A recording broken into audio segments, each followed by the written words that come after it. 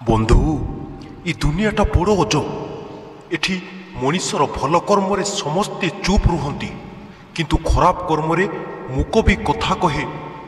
ତୁମେ କେତେବେଳେ ଠିକ୍ କରିଥିଲ କେହି ମନେ ରଖିବେ ନାହିଁ, କିନ୍ତୁ ତୁମେ କେତେବେଳେ ଭୁଲ କରିଥିଲ ସେ କଥା କେହି ଭୁଲିବେ ନାହିଁ। ସବୁବେଳେ ନିଜ ହୃଦୟକୁ ସଫା ରଖନ୍ତୁ। ହିସାବ ରୋଜଗାର ନୁହେଁ, କର୍ମର ହୋଇଥାଏ। ତେଣୁ କର୍ମକୁ ସଠିକ୍ ରଖ। ଜୀବନରେ ଯାହା ବିତିଗଲା ତାକୁ ପଛକୁ ଚାହିଁ କେବେ ଦେଖିବ ନାହିଁ, ନହେଲେ ଯାହା ଆଗକୁ ମିଳିବାର ଥିବ ତାକୁ ବି ହରାଇବାକୁ ପଡ଼ିବ। ସର୍ବଦା ବିଶ୍ୱାସ ରଖନ୍ତୁ, ଯାହା ହେଇଛି ଭଲ ହେଇଛି, ଯାହା ହେଉଛି ଭଲ ହେଉଛି, ଆଉ ଆଗକୁ ଯାହା ହେବ ତାହା ମଧ୍ୟ ଭଲ ହିଁ ହେବ।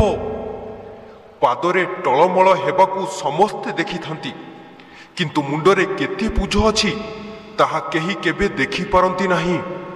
ମନେ ରଖ, ବିପଦ ଆସିଲେ ସଚୋଟ ରୁହ, ଧନ ଆସିଲେ ସରଳ ହୁଅ, ଅଧିକାର ମିଳିଲେ ବିନମ୍ର ହୁଅ, ଆଉ କ୍ରୋଧ ଆସିଲେ ନିଜକୁ ଶାନ୍ତ ରଖ।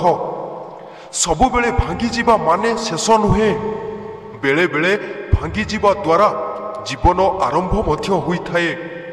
ତେଣୁ ଧୈର୍ଯ୍ୟ ରଖନ୍ତୁ, ଜୀବନର ଆରମ୍ଭ ମଧ୍ୟ ହୋଇପାରେ। ପ୍ରକୃତରେ ଭରସା ଯଦି ନିଜ ଉପରେ ରଖିବ ତାହେଲେ ସେ ତୁମକୁ ସାହସ ଦେବ, ଆଉ ଯଦି ଅନ୍ୟ ଉପରେ ଭରସା ରଖିବ ତାହେଲେ ସେ ତୁମ ଦୁର୍ବଳତା ହେବ। ମନେ ରଖ, ଯେଉଁ ମଣିଷ ପାଖରେ ଧୈର୍ଯ୍ୟର ଶକ୍ତି ଅଛି ସେ ମଣିଷ ସହିତ କେହି ବି ଲଢ଼ି ପାରିବେ ନାହିଁ। ମଣିଷର ବର୍ତ୍ତମାନ ସ୍ଥିତି ଦେଖି ତାର ଭବିଷ୍ୟତକୁ ଉପହାସ କର ନାହିଁ, କାରଣ ଭବିଷ୍ୟତ ପାଖରେ ଏତେ ଶକ୍ତି ଅଛି ଯେ ସେ କୋଇଲାକୁ ମଧ୍ୟ ହୀରାରେ ପରିଣତ କରିଦିଏ। ତେଣୁ ଜୀବନରେ କାହାକୁ ଡରାଅ ନାହିଁ, ସାହସ ଦିଅ। ଅପମାନିତ କର ନାହିଁ, ଶିଖେଇ ଦିଅ। ଗାଳି କର ନାହିଁ, ସହିଯାଅ। ଏସବୁ ଲକ୍ଷଣ ନିଜ ଭିତରେ ରଖ, ଆତ୍ମା ଶୁଦ୍ଧ ହେବ।